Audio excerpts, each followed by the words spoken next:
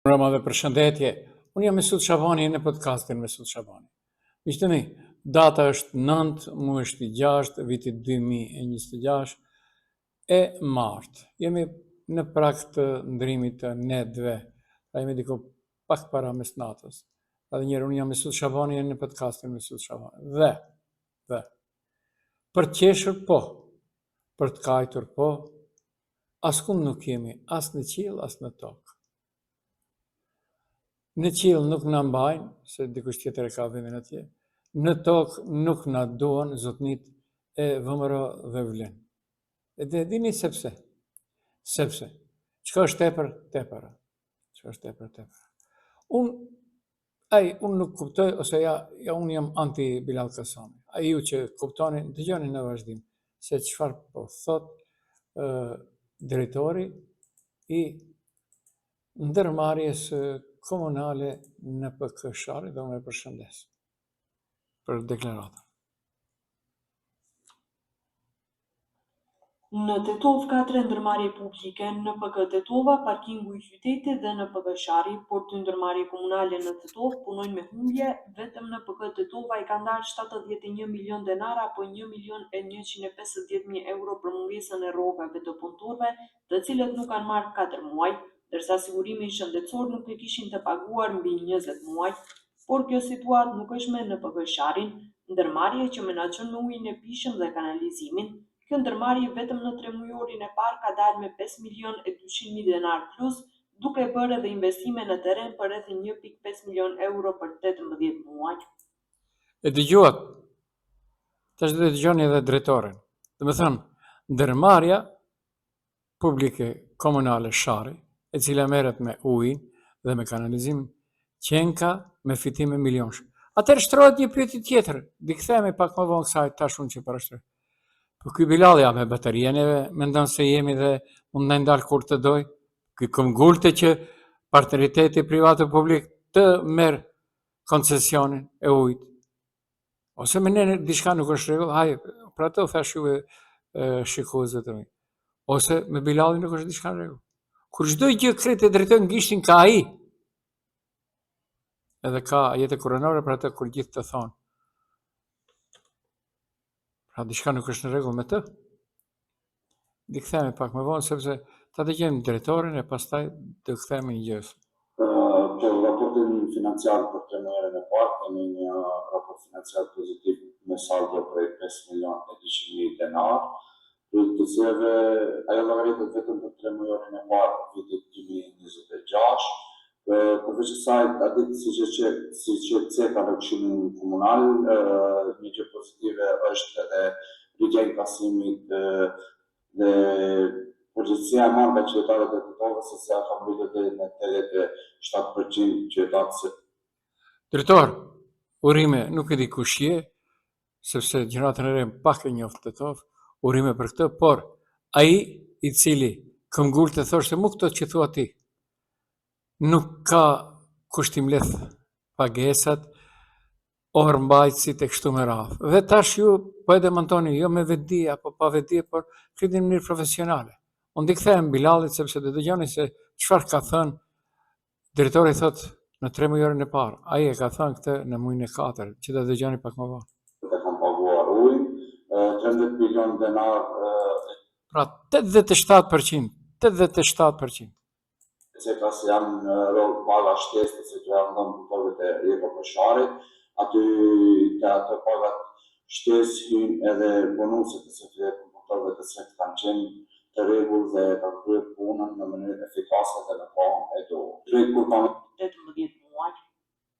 Për raportin financiar për 3 muajin e parë kemi një raport financiar pozitiv me saldo prej 5.200.000 denar.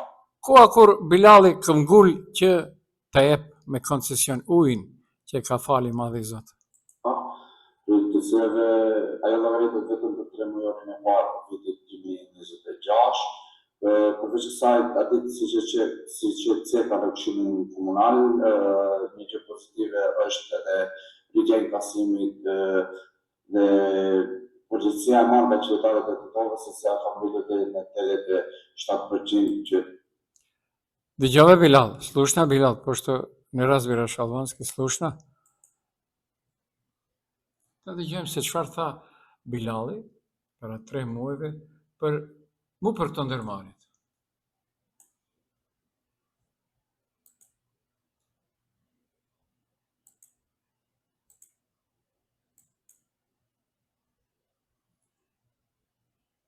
Krenohem që e kam realizuar është ardhja e sa për më herë. Do me jep një ndërmarrje publike në Maqedoni, në një qytet që është e sukses. Pra, nuk e kam për sa bërë më herë, ne kam për këtë që thot, me jep një ndërmarrje publike. Ky ose, hajde njërë. Publike në Maqedoni, publike në Maqedoni, një ndërmarrje, do me jep një ndërmarrje publike në Maqedoni, në një qytet që është e suksesshëm. Ky vërtet qenka për të hoxha e dini atë Barceletën. Ky nuk e di ka se çfarë ndërmarrje, ja drejtori po e thot në publike sot se në PK-shari është me fitime, do të thonë në qytetin e vet, ku ky e udhëheq, thot me jepni një ndërmarrje në Maqedoni që është ndërmarrje publike që është në fitim. Ja, në KP-shari. Ja falë Zoti gjenahat. Unë jo, Zoti po. Ja falë Zoti. Dhe, ky ishte Bilali i para disa kohësh. Dhe nuk përzitit, ama 5 pare nuk skuqet. E tash unë do mbahem i mençur. Do mbahem, sepse do situata. Pra, Bilal Kasami mashtron qytetarët e Tovës për ujin e qytetit dhe dhënien me koncesión partneritetit privat publik. Dhe e dëgjuat, në PK-shari e demonton. Bilal Kasami tall inteligjencën e vet nëse e ka. Unë dishoj, kur flet për partneritet privat publik për ujin e qytetit dhe demontohet. Pra special kam bërë një hyrje për Bilal Kasamin, të kuptoj termet dhe në kuizin ku e gjen vetveten këto fjalë më poshtë të shënuara janë të afërta në kuptim, por kanë nuance të ndryshme. Dëgjoj Bilal, gënjen. Gjuhën shqipe thot diçka që nuk është e vërtetë. Rren, sinonim i gënjes, më i përdoren të folën e përditshme dhe në disa të formë gegnisht. Mashtron, duket se këtu do e gjej vetveten. Bilali. Shkon një hap më tej, jo vetëm që thotë të pavërteta, por sinon të mashtrojë ose të çojë dikën në një përfundim të gabuar për përfitim politik, material ose tjetër. Pra edhe një mashtron, shkon një hap më tej, jo vetëm që thotë të pavërteta, por sinon të mashtrojë ose të çojë dikën në një përfundim të gabuar për përfitim politik, material ose tjetër. Nuk e flet vërtetën. Pra dhe kjo, formulim më i butë dhe më diplomatik. Unë të nënkuptoj gënjeshtër pra dhe fshehje fakteve ose paraqitje e pjesshme e realitetit. Në kritikën politike zakonisht përdoren formulime si nuk po e thot të vërtetën e plot, po manipulon me faktet, po paraqit një pasqyrë të shtrembër të realitetit, deklaratat e tij bin ndesh me shifrat zyrtare, faktet e demontojnë. Pra këto formulime janë më të forta politikisht dhe më të sigurta se sa të akuzosh drejt për drejt dikë se gënjen ose mashtron, veçanërisht kur bazohet në interpretimin e të dhënave publike. Pra lajmin e ka të TV21 dhe në këtë ngret një pyetje logjike politike. Nëse në PK-shari paraqet rezultat pozitiv financiar, investime dhe paga relativisht të mira për një ndërmarrje publike komunale, pse në opinion krijohet përshtypje se gjithë ndërmarrjet, e tha dhe vetë Bilali, komunale në Tetov janë barë për buxhetin? Pse? Sipas deklaratave të publikuara në PK-shari raportoi suficit prej 5.200.000 denar në 3 orën e parë të vitit 2026, rritje të inkasimit dhe investimet e konsiderueshme në teren. Pra, ky fakt nuk përputhet me narrativën publike, qytetarët kanë të drejtë të kërkojnë përgjigje. Pse rren, pse mashtron, pse gënjen? Cili është fundi i asaj që ti këngul? Nëse në PK-shari realizon fitim, rrit inkasim, investon në infrastrukturë dhe siguron paga, që në disa raste arrin dënimi 500 euro, atëherë limpje, pse nuk u thuhet qytetarëve gjithë e vërteta për gjendjen e ndërmarrjes publike në Tetov? Askush nuk konteston se ka probleme serioze në për shumë ndërmarrje të sektorit komunal. Por nuk mund të vendosë një kategori, një ndërmarrje që përdhan humbje dhe një tjetër që përket rezultate pozitive financiare. Interesant. Nëse i referohemi vetëm të dhënave që janë sjell, atëherë ekziston një mospërputhje e dukshme mes narrativës politike të kryetarit të komunës dhe rezultate financiare në PK-shari. Pra, kjo është e paparë.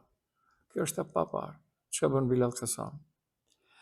Si dikush duhet të bëjë informim tek ndërkombëtarët, edhe për këtë rast, që është barë e partive politike shqiptare, pra informimin jo gazetarët, por ata në RMV merren me shpifje me njëri tjetrin dhe nuk e kritikojnë Mickosin se mbase nuk i merren qeveri nesër dhe merren me vetë, si Bilali.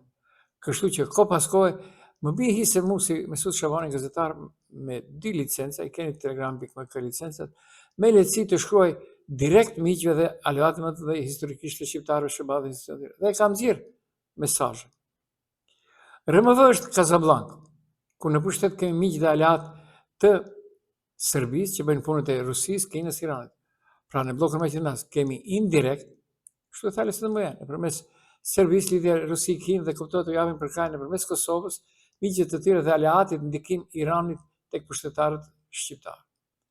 Shëbaja është në luftë me Iranin, por shpinë nuk mund t'ia sulmojnë në Ballkanin Perëndimor as Rusia nëpërmes Serbisë dhe RMV-s edhe qarqe iraniane në Kosovë, Shqipëri dhe Maqedoni.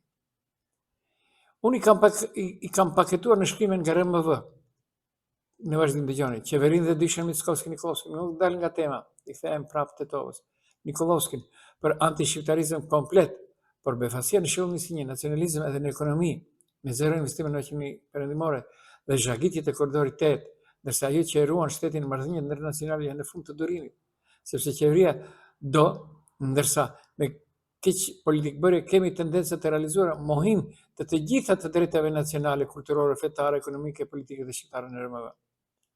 Po ashtu në këto shkrime i kam paketuar nga RMV dhe Bilal Kasamin dhe Izzet Mexhitin për pozita anti-shqiptare dhe popullatës autoktone shqiptare, Tetov dhe Shkup. Dhe dini çfarë është pozita anti-shqiptare dhe popullatës autoktone? Sepse me vetë favorizimin e oligarëve të vetë, e shtyp popullatën tjetër dhe hudh anësh. Dhe meritje, sepse nuk bëjnë të mira për qytetarë, dhe meritje të korrupsionit institucional, në shitjen e pasurive të qytetarëve, posaçërisht të shqiptarëve autokton, plus bëjnë amin të çdo gjë nga Mickovski, dhe posaçërisht kulmi zgjedhjet lokale në vitin 2025, ku ishte loja për pushtet, sepse Mickovski i kufizonte dhe i argëtonte, bëri që komunat shqiptare të kalojnë në vëmërë dhe punesë. Çfarë ndodhi në Berbenicë? Çfarë ndodhi në Korçov? Çfarë ndodhi në Strug? Plus kemi mos deklarim personal veçmas njëri veçmas tjetri se lutë Shëbajrën, kraut e kujt mban Bilal Kasami dhe Izzet Mexhiti të deklaron publikisht. Po ashtu në këto shkrimre e kam paketuar edhe profesor doktor Jeton Shasivar. Ai e di, unë e di, por edhe ndërkombëtarët e dinë sepse ato më sinjalizojnë. Pse e përmendi? Nuk është okej, por unë vazhdoj më tej. Dhe i kthehemi Tetovës. Nuk i lë pa kthyer. Ky Bilal i vërtet çfarë është tepër. Tepër është. Duhet të ndonjëherë shtifrin. Në mbledhjen e Këshillit të Komunës së Tetovës për shteti lokal, i udhëhequr nga propozimet me arrogancë një vendim për hapjen e lokacionit të reja për kiosk. Jam para faqes së lëvizjes Tetov. Këtë mirë se si Kasami buldozer i rënoi kiosket e familjeve të ndershme të Tetove që prej dekadash siguronin jetesën nga ato, me arsyetimin se po pastroi kaosin urban. Sot po shohim se kjo ishte një gënjeshtër. Mashtrim, pronarët e vjetër u dëbuan vetëm për t'i hapur rrugë njerëzve të afërt me partinë dhe financuesët e saj. Para disa vitesh, Kasami buldozer dhe policia largoi të gjitha kioskat në qytet, me arsyetimin se po shliroi hapësira publike, po pastrohet kaosi urban. Por pasot ishin të dukshme. Qindra familje të tëvare që mjetohen nga ato objekte mbeten në rrugë pa burim ekzistencë. Kulmi i absurdit politik është vendosja e kioskeve të reja të emërtuara si pajisje urbane. E provuan këta në fillim të vitit të xhamia e larme, por u tërhoqën sepse presioni ishte shumë i madh. Aty donin të bënin sistem Turqie apo Irani. Nuk mund të rënohen me forcë disa kushtase se dinte Bilali, ai kishte në shkruaj. Nuk mund të rënohen me forcë disa objekte me arsyetimin se pengonin, ndërsa sot të votohet për objekte të reja urbane pas një shpjegimi të qartë. Këtu lind dyshimi, thot Levica, a u dëbuan qytetarët e ndershëm vetëm për t'i hapur terren dikujt tjetër? A janë premtuar tashmë këto lokacione të reja përmes të nderve të kurdisur njerëzit të afërt me partinë dhe financuesit të Bilal Kasamit? Këshilltari në Tetov nga Lezhëvën në vetë seancë kërkoi tërheqjen urgjente të kësaj pike dhe paraqitjen e shpjegimit të detajuar për secilin lokacion të ri, vlerësimit të ardhurave të pritshme për komunën, analizës urbanistike. Ja ku priten që të vijen numri kioskave urbane që do të zërpej hapësirën publike. Rruga Shtipska, një invazion i vërtet me plot 11 kiosk. Rrugës Savo Tasevski, kulmi i Patrovskis, janë planifikuar kiosk objekte 16 dhe 17 drejt për drejt përballë varrezë ortodokse. Aty edhe vëmëria ka gisht. Qendra sportive Pishina, në vend të zona për sport dhe rekreacion për të rinj, Kasami planifikon një varg për 8 objekte të reja. Parcela kadastrale pranë Siraqit, toka shtetërore dhe komunale prezantohen për interese të vogla private. Edhe për këtë Siraqit do i shkruaj këtyre ditëve Shtetet e Bashkuara të Amerikës. Do i shkruaj. Një lokacion misterios me edhe 4 kioska të reja që sipas pretendimit përmbahet i fshehur, ndërsa më njëherë pason në një tre për hyrjen urgjente në fuqitë e vendimit. Çfarë nuk ka? Çfarë nuk ka? Ama besparë kjo nuk skuqet hiç. Dhe ja se çfarë thot sot diçka. Nuk përjashtoj asnjë mundësi të shfrytëzimit të burimeve për realizimin e projektit. Komuna e Dedovës fillimisht ka realizuar projekte pikund rreth 30 milionë euro në mandatin tim, nga të cilat gati 15 milionë janë investime nga qeveria dhe pjesa tjetër janë nga donatorë të ndryshëm dhe buxheti i komunës së Dedovës. Përve prioritet është realizimi i këtyre projekteve. Burimet e financimit janë të ndryshme. Fundit që do të nisë shumë shpejt janë përmbledhur 10 procedurat është nga fondet evropiane një investim dikun rreth 40 milionë euro për kolektorin të ujrave të zeza dhe pikë stacione. Pra për ne është prioritet realizimi i projekteve dhe sigurisht që këtu janë analizohen të gjitha burimet e financimit të këtyre projekteve. Një ndër ta është edhe shitja e tokës ndërtimore. Por ajo që është indikative që fatkeqësisht opozita duke mos pasur mundësi të kritikoj për punët që realizohen, sepse qytetarët e shohin ajo çka bëhet për ditë, ata si duket shohin ëndra natën, kanë pa ndonjë ëndër se kemi shit ndonjë tokë, sepse po e tregojnë si akt të kryer. Pra nuk është e vërtetë që ata lokacione janë shitur, po një herë po them që sigurisht të gjithë pronat e komunës Dedovës, me cilat menaxhon, ne analizojmë mundësinë që ndërta të jenë edhe burimet të financimit të realizimit të projekteve. E din Dedova që një projekt në realizim e sipër është edhe ndërtimi i stadiumit të Dedovës dhe tereneve sportive tek qendra sportive, kështu që ne do të shfrytëzojmë gjitha burimet e financimit për realizimin e këtyre projekteve dhe njëherë një ndër ato mund të jetë edhe shitja e tokës ndërtimore në kuadër komunës Dedovës. Pra ajo që është edhe një temë indikative, kritika e pa bazë që ata prona mund të shiten me çmime simbolike që nuk qëndron as pak. Pra gjitha procedurat do të jenë në bazë të ligjit dhe sigurisht në bazë të procedurës furnizimeve publike që është ligji veçantë. Po pra, ishte ky Bilal Kasami. Çfarë nuk bëjësh? Ja se çfarë ndodhi në komunën e Dedovës me 4 mars. Ta dëgjoj. Kompani private që do merret me këtë çështje për far arsye përgjigjen për pyetjen pse kamionin e kanalxhetit e keni jashtë përdorimit. Për far arsye nuk e riparoni dhe keni përfaqësuesi i ndërmarrjes thotë se tender keni shpall për kompani private që do merret me këtë çështje, për far arsye nuk e rregulloni kamionin dhe për fund edhe një pyetje, a përgatiteni për ta dhënë me koncesion ujësillësinë e Dedovës edhe në programin e vitit 2025 ju keni parapa 1000 ujmatës nëse nuk gaboj. A jeni furnizuar me ato ujmatësi? Nëse e furnizuar, kush është firma që ju ka furnizuar?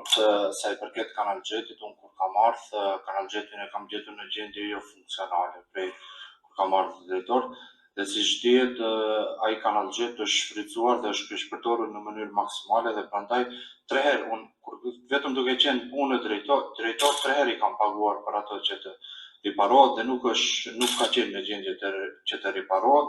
Dhe prandaj kemi angazhuar kompaniat se më doni se jam i afërt, ose e di ku do të dalësh. Jo, nuk thash se jemi i afërt, ti vetë tha.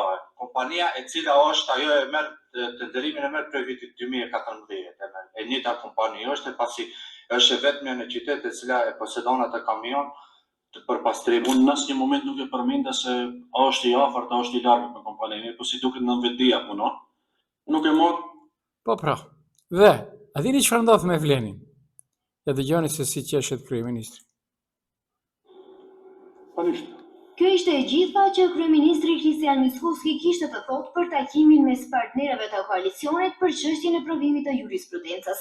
Madje deklarata e tij u përcjell edhe nga të qeshura nga zyrtarë që qëndronin prapashpine, në mesin e të cilëve ishte edhe ministri e Arsimit Vesna Janevska.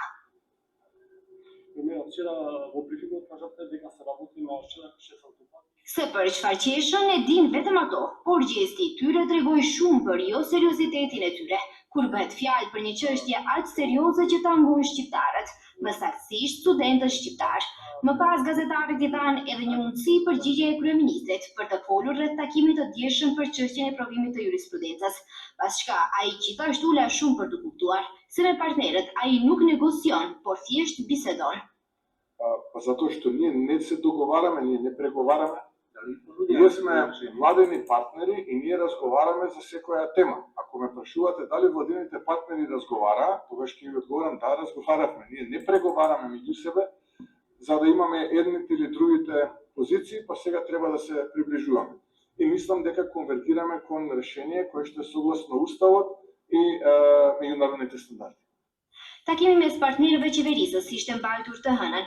Paraprakisht Vlen ka thënë se propozim zgjidhja për çështjen e provimit të jurisprudencës është që pjesa teorike e provimit të jepet në gjuhën shqipe, ndërsa pjesa praktike të zhvillohet në gjuhën maqedonase. E në takimin e së hënës duhej të vendosej nëse partia e Mickoski do ta pranonte këtë propozim. Në ndërkohë, ja se çfarë tha Izet Mexhiti në një televizion shtetëror shqiptar këtyre ditëve. Lidhur me a e marrë vesh apo nuk e marrë vesh për gjuhën shqipe me qeveri. Çfarë do të bëjë Mickoski për të zbatuar ligjin, se kaq po kërkohet? Mendoj se possibile me të njëjtën çështje. Ashtu siç i kemi zgjedhur të tre dikasere dhe vazhdojmë me jurisprudencën që është kërkesë e studentëve, po jo vetëm te jurisprudenca. Ne kemi rënë dakord me thonë që ligji i gjuhëve të zbatohet edhe tek fusha tjera ku po të bëjmë provime profesionale o me licenca që duhet mira. Ju e keni kërkuar, por çfarë ju është thënë? Nuk kemi kërkuar, jemi marrë vesh, jemi dakorduar, është deklarate përbashkët e kryeministrit e dy partnerëve të qeverisë, Romaros dhe Vlen. Pra, dikush rren. Tu rren. Ministri tha se marrë vesh kryeministri, a edhe njerë prej fillimit me durim. Ileve ishte edhe ministri e Arsimit Vesna Janevska.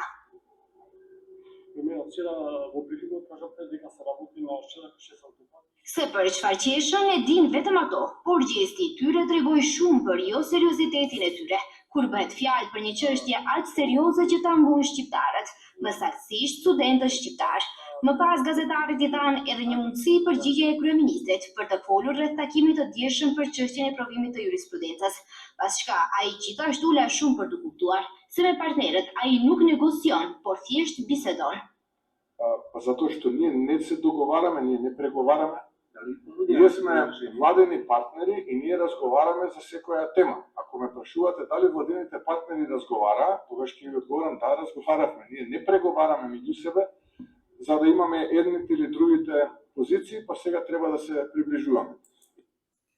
E dëgjohet, pastaj thoni, më thonë këta, çfarë jetë ptisur. Ja dhe njerë se çfarë thot Izet Mexhiti. Çfarë do të bëjë Mickoski për të zbatuar ligjin, se kaq po kërkohet? Mendoj se possibile me të njëjtën çështje. Ashtu siç i kemi zgjedhur të tre dikasere dhe vazhdojmë me jurisprudencën që është kërkesë e studentëve, po jo vetëm te jurisprudenca. Ne kemi rënë dakord me thonë që ligji i gjuhëve të zbatohet edhe tek fusha tjera ku po të bëjmë provime profesionale o me licenca që duhet mira. Ju e keni kërkuar, por çfarë ju është thënë? Nuk kemi kërkuar, jemi marrë vesh, jemi dakorduar, është deklarate përbashkët e kryeministrit e dy partnerëve të qeverisë, Romaros dhe Vlen. Pa një afat. Jo, afat s'ka hiç, për shkak se e dëgjohet çfarë tha Mickoski. Unë tha, bisedojmë ata, po si jemi marrë vesh asgjë. Pra, unë bisedojmë ата dhe si jemi marrë vesh asgjë. Ajde, Mickoski. Владени партнери и ние разговараме за секоја тема. Ако ме прашувате дали владените партнери разговара, тогаш ќе ви одговорам да, разговаравме. Ние не преговараме меѓу себе за да имаме едните или другите позиции, па сега треба да се приближуваме. И мислам дека конвертираме кон решение кое што е согласно уставот и меѓународните. Do ta pranonte këtë propozim. Edhe pse premtohej zgjidhje e shpejtë, çështja e provimit të jurisprudencës po vazhdon të zgjatet. Studentët shqiptar kërkojnë që provimin e jurisprudencës të mund ta japin në gjuhën shqipe, për çka edhe kanë protestuar 2 herë, ndërsa në mbështetje të tyre protestë është mbajtur edhe në Tiranë dhe Prishtinë. Po këtu shumë çka është e kalbër në këtë shtet, por kur partnerët e koalicionit njëri tjetrin nuk e bëjnë hesap, kështu edhe ndodh. Mu nuk më pason asgjë, dhe sepse për çdo ditë po vërtetojnë atë që u shkruaj ndërkombëtarëve. Unë u shkruaj. Dhe mendoj se Maqedonia do të ketë telash edhe me ligjin për përfaqësim të drejtë. Ta pastrojmë një punë. Lidhur me Ali Ahmetin. Nuk ka të bëj BDI-ja me këto, sepse BDI-ja është kënga e fundit e mjellmës. Dhe ta zëm, si mund Ali Ahmeti merr pjesë kjo të shmend në pritjen solemne për ditëlindjen e mbretit Shastre. Problemi madh. A dini unë si gazetar sa ftesa kam të tilla. Për çdo festë shtetërore të ambasadave të ndryshme, për çdo ditëlindje të dikujt e kështu me radhë. Problemi madh. Dhe nëse është ajo politik, atëherë BDI-s nuk i shkruhet mirë. Dhe iku nga Ohri apo Shkupi Gruevski lajmërohet nga Budapesti. Pra, dhe e ka demantuar se ka ikur nga Ohri, por janë gjërat që lidhen. Unë prap do i zë besë asaj që thot ai Malanko, se nëse zëvendës kryeministri dhe ministri i transportit thot unë e kam pasur mik shtëpie Ilir Meta së kohë ka qenë kryetar shteti, shumë çka lidhet, Okej, nuk di gjë, por e thash një mohabet ashtu kot.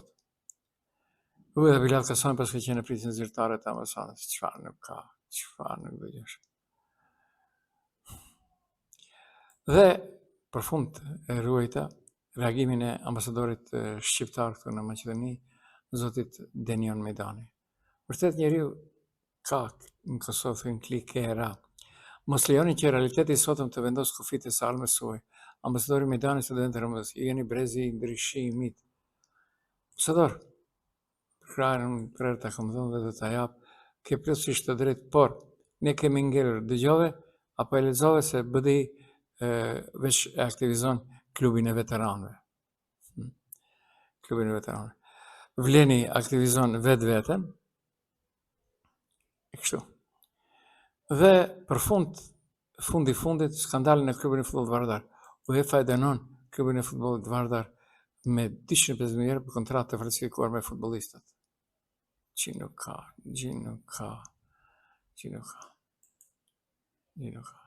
Dhe unë dhe kësha thënë edhe diçka tjetër. Jam lokalist i keq, por klubi i futbollit Shkëndija, mbase mund edhe të shkoj sponsori i saj. Unë mbaj një mendim krejt tjetër për sponsorin, dhe mbaj por pjesërisht. Ai nuk e bëri stadiumin për 5 vite, 6 vite se pati. Krejt gjëra tjera janë, por i është kthyer investimi. Më tepër se sa që ka investuar. Vetëm si vjet 5 milion. I është kthyer. Dhe ai nuk e bëri atë që duhet ta bënte. Se a ka pasur ndonjëherë marrëveshje që lëshonin ndonjë klub tjetër Shkupin e kështu është çështje problematike. Por me të drejtë shumë shikues të klubit të adhurues të klubit futbollit Shkëndija. Shkëndija vendin e ka në Tetov. Dhe duhet të jetë pjesëmarrëse keqja mirë.